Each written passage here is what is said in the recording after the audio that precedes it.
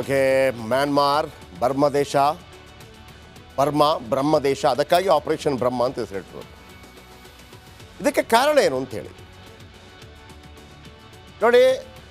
Burma ದೇಶದಲ್ಲಿ, ಮ್ಯಾನ್ಮಾರಲ್ಲಿ ಭೂಕಂಪ ಸಂಭವಿಸುತ್ತೆ, ಬೆಂಗಳೂರಲ್ಲಿ ಆಗುತ್ತಾ ಅಂತ ನೀವು ಒಂದು ಪ್ರಶ್ನೆ ಕೇಳಿದ್ರೆ ಅದಕ್ಕೆ ಉತ್ತರ ಇದೆ, ನಾನು ಹೇಳ್ತೀನಿ. ಮ್ಯಾನ್ಮಾರ್ ಜಗತ್ತಿನ ಅತಿ ಹೆಚ್ಚು ಕಂಪನ ಸಂಭವ ವಲಯ.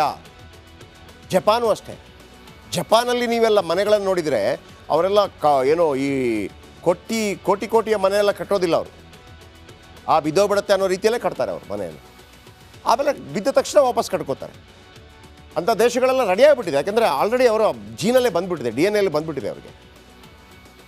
44ರಲ್ಲಿ ನಾಗಸಾಕಿ ಹಿರೋಶಿಮಾದ ಮೇಲೆ ಅಣುಬಾಂಬ್ ಹಾಕಿದ ನಂತರ ಇಡೀ ನಾಶವಾಗೋಗಿತ್ತು ಜಪಾನ್. ಬಟ್ ಅವರು ಫಿನಿಕ್ಸ್ನಂತೆ ಎದ್ದು ಬರ್ತಾರೆ, ಅದು ಬೇರೆ ವಿಚಾರ.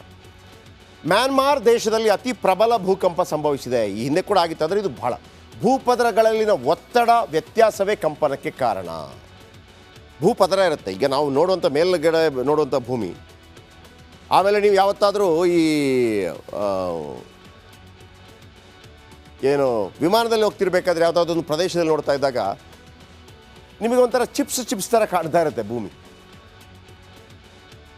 ಈ ಭೂಮಿಯ ಒಳಗಡೆ ನೀವು ಮೇಲ್ಪದರ ಅಲ್ಲ, ಒಳಪದರದಲ್ಲಿ ಕೂಡ ಅದೇ ಥರ ಒಂಥರ ಈ ಏನು ಸೈಡ್ ಥರ ಇರುತ್ತೆ ನಮ್ಮ ಇದು. ಅದು ಬಟ್ ದೊಡ್ಡದು ಒಂದು ಯಾವುದಾದ್ರೂ ಒಂದು ಕಡೆ ಮಿದು ಇರುತ್ತೆ. ಆ ಎರಡು ಸ್ಲೈಸ್ ಇರುತ್ತಲ್ಲ, ಅದು ಒಂದಕ್ಕೊಂದು ಹಿಂಗೆ ತಾಕುವಾಗ ಆಗುವಂಥ ಭೂಕಂಪ ಅದು. ಸುನಾಮಿ ಹೇಗಾಗತ್ತೆ ಅಂತಂದರೆ, ಸುನಾಮಿ ಕೂಡ ಅದೇ ಆಗುವಂಥದ್ದು. ಸುನಾಮಿ ಹೇಗಾಗತ್ತೆ, ಸಮ್ಟೈಮ್ಸ್ ಎರಡು ಪದರಗಳು ದೂರ ಹೋದಾಗ ಅಲ್ಲಿ ದೊಡ್ಡ ನಿರ್ವಾತ ಆಗುತ್ತೆ, ಆ ನೀರು ಒಳಗೆ ಹೋಗುತ್ತೆ ಧನ್ ಅಂತೇಳಿ, ಆಗ ಅಲ್ಲೊಂದು ಅಲ್ಲೋಲ ಕಲ್ಲೋಲ ಉಂಟಾಗುತ್ತೆ. ಸಮ್ಟೈಮ್ಸ್ ಎರಡು ಪದರಗಳು ಸೇರಿದಾಗ ಆ ಜಾಗ ಮೇಲಕ್ಕೆ ಹೋಗುತ್ತೆ, ಅದು ನೀರಿನ ಆಕಾರದಲ್ಲಿ ಮೇಲಕ್ಕೆ ಬರುತ್ತೆ. ಸುನಾಮಿ ಅಷ್ಟೇ, ಸುನಾಮಿ ಭೂಕಂಪ ಎಲ್ಲ ಸೇಮ್, ಎರಡೂ ಒಂದೇ. ಆದರೆ ಅಲ್ಲಿ ನೀರಿರುತ್ತೆ, ಹಾಗಾಗಿ ಆ ಭೂಮಿಯಲ್ಲಿ ಆಗುವಂಥ ಸಂಘರ್ಷದಿಂದಾಗಿ ಬರುವಂಥ ನೀರು ಏನೆಲ್ಲ ತೊಂದರೆ ಮಾಡುತ್ತೆ ಅಂತೇಳಿ. ಪಶ್ಚಿಮದಲ್ಲಿ ಅಂಡಮಾನ್, ಮತ್ತೊಂದು ಭಾರತದ ಭೂಮಿ.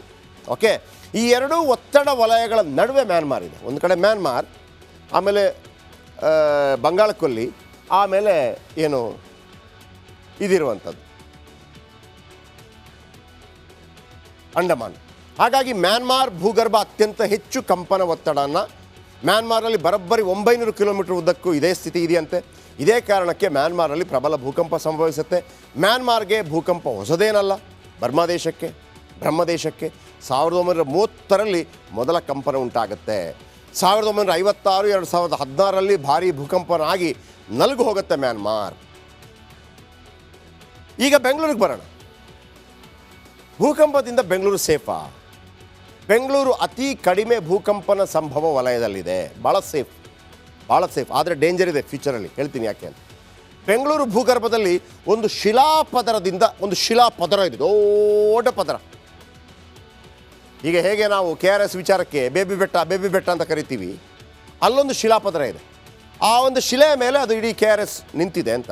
ಹಾಗಾಗಿ ಅಲ್ಲಿ ಗಣಿಗಾರಿಕೆ ಮಗದೊಂದು ಮಾಡಿದಾಗ ಅದೇನಾದ್ರು ಬ್ರೇಕ್ ಆಗಿಬಿಟ್ರೆ ಕಷ್ಟ ಅಂತ.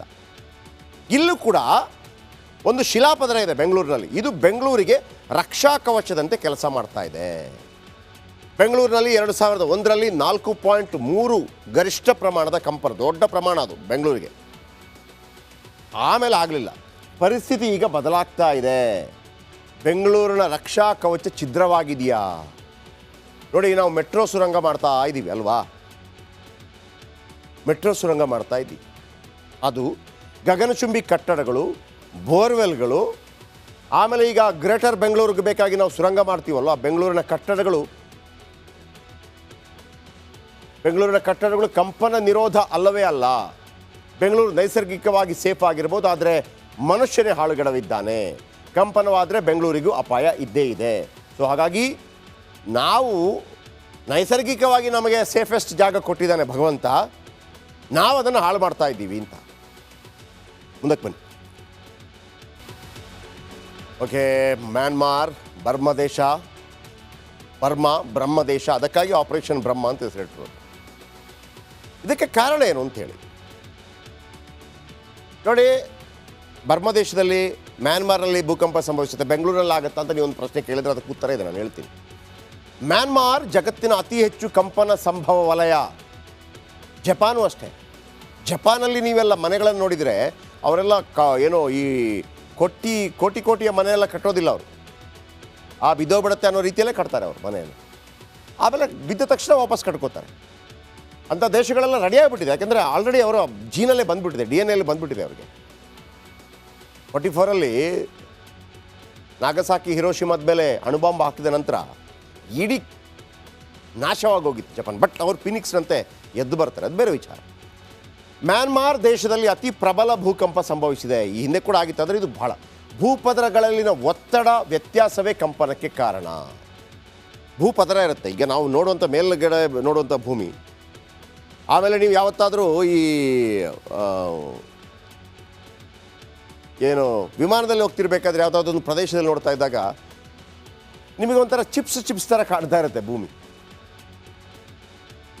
ಈ ಭೂಮಿಯ ಒಳಗಡೆ ನೀವು ಮೇಲ್ಪದರ ಅಲ್ಲ, ಒಳಪದರದಲ್ಲಿ ಕೂಡ ಅದೇ ಥರ ಒಂಥರ ಈ ಏನು ಸೈಡ್ ಥರ ಇರುತ್ತೆ ನಮ್ಮ ಇದು. ಅದು ಬಟ್ ದೊಡ್ಡದು ಒಂದು ಯಾವುದಾದ್ರೂ ಒಂದು ಕಡೆ ಮಿದು ಇರುತ್ತೆ. ಆ ಎರಡು ಸ್ಲೈಸ್ ಇರುತ್ತಲ್ಲ, ಅದು ಒಂದಕ್ಕೊಂದು ಹಿಂಗೆ ತಾಕುವಾಗ ಆಗುವಂಥ ಭೂಕಂಪ ಅದು. ಸುನಾಮಿ ಹೇಗಾಗತ್ತೆ ಅಂತಂದರೆ ಸುನಾಮಿ ಕೂಡ ಅದೇ ಆಗುವಂಥದ್ದು. ಸುನಾಮಿ ಹೇಗಾಗತ್ತೆ, ಸಮ್ಟೈಮ್ಸ್ ಎರಡು ಪದರಗಳು ದೂರ ಹೋದಾಗ ಅಲ್ಲಿ ದೊಡ್ಡ ನಿರ್ವಾತ ಆಗುತ್ತೆ, ಆ ನೀರು ಒಳಗೆ ಹೋಗುತ್ತೆ ಧನ್ ಅಂತೇಳಿ, ಆಗ ಅಲ್ಲೊಂದು ಅಲ್ಲೋಲ ಕಲ್ಲೋಲ ಉಂಟಾಗುತ್ತೆ. ಸಮ್ಟೈಮ್ಸ್ ಎರಡು ಪದರಗಳು ಸೇರಿದಾಗ ಆ ಜಾಗ ಮೇಲಕ್ಕೆ ಹೋಗುತ್ತೆ, ಅದು ನೀರಿನ ಆಕಾರದಲ್ಲಿ ಮೇಲಕ್ಕೆ ಬರುತ್ತೆ. ಸುನಾಮಿ ಅಷ್ಟೇ, ಸುನಾಮಿ ಭೂಕಂಪ ಎಲ್ಲ ಸೇಮ್, ಎರಡೂ ಒಂದೇ. ಆದರೆ ಅಲ್ಲಿ ನೀರಿರುತ್ತೆ, ಹಾಗಾಗಿ ಆ ಭೂಮಿಯಲ್ಲಿ ಆಗುವಂಥ ಸಂಘರ್ಷದಿಂದಾಗಿ ಬರುವಂಥ ನೀರು ಏನೆಲ್ಲ ತೊಂದರೆ ಮಾಡುತ್ತೆ ಅಂತೇಳಿ. ಪಶ್ಚಿಮದಲ್ಲಿ ಅಂಡಮಾನ್, ಮತ್ತೊಂದು ಭಾರತದ ಭೂಮಿ. ಓಕೆ, ಈ ಎರಡೂ ಒತ್ತಡ ವಲಯಗಳ ನಡುವೆ ಮ್ಯಾನ್ಮಾರ್ ಇದೆ. ಒಂದು ಕಡೆ ಮ್ಯಾನ್ಮಾರ್, ಆಮೇಲೆ ಬಂಗಾಳಕೊಲ್ಲಿ, ಆಮೇಲೆ ಏನು ಇದಿರುವಂಥದ್ದು ಅಂಡಮಾನ್. ಹಾಗಾಗಿ ಮ್ಯಾನ್ಮಾರ್ ಭೂಗರ್ಭ ಅತ್ಯಂತ ಹೆಚ್ಚು ಕಂಪನ ಒತ್ತಡನ, ಮ್ಯಾನ್ಮಾರಲ್ಲಿ ಬರೋಬ್ಬರಿ 900 ಕಿಲೋಮೀಟರ್ ಉದ್ದಕ್ಕೂ ಇದೇ ಸ್ಥಿತಿ ಇದೆಯಂತೆ. ಇದೇ ಕಾರಣಕ್ಕೆ ಮ್ಯಾನ್ಮಾರಲ್ಲಿ ಪ್ರಬಲ ಭೂಕಂಪ ಸಂಭವಿಸುತ್ತೆ. ಮ್ಯಾನ್ಮಾರ್ಗೆ ಭೂಕಂಪ ಹೊಸದೇನಲ್ಲ, ಬ್ರಹ್ಮದೇಶಕ್ಕೆ 1930ರಲ್ಲಿ ಮೊದಲ ಕಂಪನ ಉಂಟಾಗುತ್ತೆ. 1956 2016ರಲ್ಲಿ ಭಾರೀ ಭೂಕಂಪನ ಆಗಿ ನಲುಗು ಹೋಗುತ್ತೆ ಮ್ಯಾನ್ಮಾರ್. ಈಗ ಬೆಂಗಳೂರಿಗೆ ಬರೋಣ.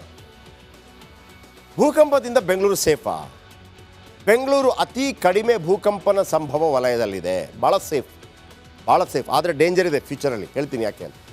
ಬೆಂಗಳೂರು ಭೂಗರ್ಭದಲ್ಲಿ ಒಂದು ಶಿಲಾಪದರ ಇದೆ, ದೊಡ್ಡ ಪದರ. ಈಗ ಹೇಗೆ ನಾವು KRS ವಿಚಾರಕ್ಕೆ ಬೇಬಿ ಬೆಟ್ಟ ಅಂತ ಕರಿತೀವಿ, ಅಲ್ಲೊಂದು ಶಿಲಾಪದರ ಇದೆ. ಆ ಒಂದು ಶಿಲೆಯ ಮೇಲೆ ಅದು ಇಡೀ KRS ನಿಂತಿದೆ ಅಂತ. ಹಾಗಾಗಿ ಅಲ್ಲಿ ಗಣಿಗಾರಿಕೆ ಮಗದೊಂದು ಮಾಡಿದಾಗ ಅದೇನಾದ್ರು ಬ್ರೇಕ್ ಆಗಿಬಿಟ್ರೆ ಕಷ್ಟ ಅಂತ. ಇಲ್ಲೂ ಕೂಡ ಒಂದು ಶಿಲಾಪದರ ಇದೆ ಬೆಂಗಳೂರಿನಲ್ಲಿ. ಇದು ಬೆಂಗಳೂರಿಗೆ ರಕ್ಷಾ ಕವಚದಂತೆ ಕೆಲಸ ಮಾಡ್ತಾ ಇದೆ. ಬೆಂಗಳೂರಿನಲ್ಲಿ 2001ರಲ್ಲಿ 4.3 ಗರಿಷ್ಠ ಪ್ರಮಾಣದ ಕಂಪನ, ದೊಡ್ಡ ಪ್ರಮಾಣ ಅದು ಬೆಂಗಳೂರಿಗೆ. ಆಮೇಲೆ ಆಗಲಿಲ್ಲ. ಪರಿಸ್ಥಿತಿ ಈಗ ಬದಲಾಗ್ತಾ ಇದೆ. ಬೆಂಗಳೂರಿನ ರಕ್ಷಾ ಕವಚ ಛಿದ್ರವಾಗಿದೆಯಾ ನೋಡಿ. ನಾವು ಮೆಟ್ರೋ ಸುರಂಗ ಮಾಡ್ತಾ ಇದ್ದೀವಿ ಅಲ್ವಾ, ಮೆಟ್ರೋ ಸುರಂಗ ಮಾಡ್ತಾ ಇದ್ದೀವಿ. ಅದು ಗಗನಚುಂಬಿ ಕಟ್ಟಡಗಳು, ಬೋರ್ವೆಲ್ಗಳು, ಆಮೇಲೆ ಈಗ ಗ್ರೇಟರ್ ಬೆಂಗಳೂರಿಗೆ ಬೇಕಾಗಿ ನಾವು ಸುರಂಗ ಮಾಡ್ತೀವಲ್ವ, ಬೆಂಗಳೂರಿನ ಕಟ್ಟಡಗಳು ಕಂಪನ ನಿರೋಧ ಅಲ್ಲವೇ ಅಲ್ಲ. ಬೆಂಗಳೂರು ನೈಸರ್ಗಿಕವಾಗಿ ಸೇಫ್ ಆಗಿರ್ಬೋದು, ಆದರೆ ಮನುಷ್ಯನೇ ಹಾಳುಗೆಡವಿದ್ದಾನೆ. ಕಂಪನವಾದರೆ ಬೆಂಗಳೂರಿಗೂ ಅಪಾಯ ಇದ್ದೇ ಇದೆ. ಸೊ ಹಾಗಾಗಿ ನಾವು ನೈಸರ್ಗಿಕವಾಗಿ ನಮಗೆ ಸೇಫೆಸ್ಟ್ ಜಾಗ ಕೊಟ್ಟಿದ್ದಾನೆ ಭಗವಂತ, ನಾವು ಅದನ್ನು ಹಾಳು ಮಾಡ್ತಾ ಇದ್ದೀವಿ ಅಂತ. ಮುಂದಕ್ಕೆ ಬನ್ನಿ.